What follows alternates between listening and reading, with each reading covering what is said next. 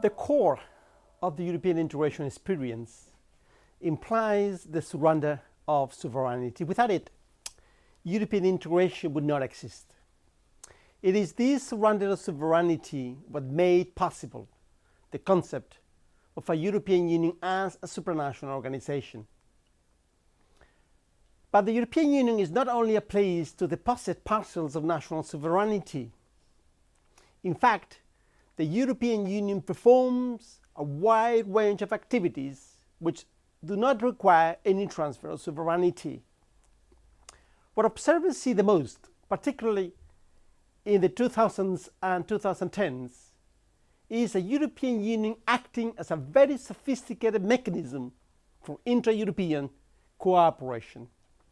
Integration, or the supranational side of this experience, and interstate cooperation are two aspects of the European Union. Both sides are compatible and tend to reinforce each other, up to a certain limit though. The poor supranational institutions of the European Union, particularly the European Commission, the European Parliament, the Council of the European Union, and the Court of Justice, are entitled to deal with the policy aspects that have been delegated to them by the sovereign states. These institutions have to act on the basis of the competencies attributed to them in the founding treaties. They are not allowed to reach beyond these stipulated boundaries. But at the same time, it is a fact that when the representatives of the member states get together, following the procedures established by the treaties, they find it impossible to avoid discussing issues that are outside the realm of the founding treaties. Initially, the field of discussion on extra-community affairs was limited to political cooperation concerning foreign policy. But soon, the discussion ground expanded to practically any policy field. At present, the European Council, which gathers the leaders of all the European Union member states, plus the President of the European Commission at regular meetings, have no red lines of any kind in their discussions.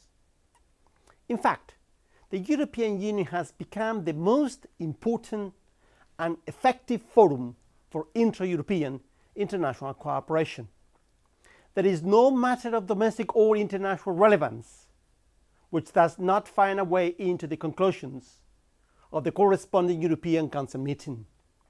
Cooperation among states, if maintained for a long and a systematic manner, strengthens good relations among neighbors.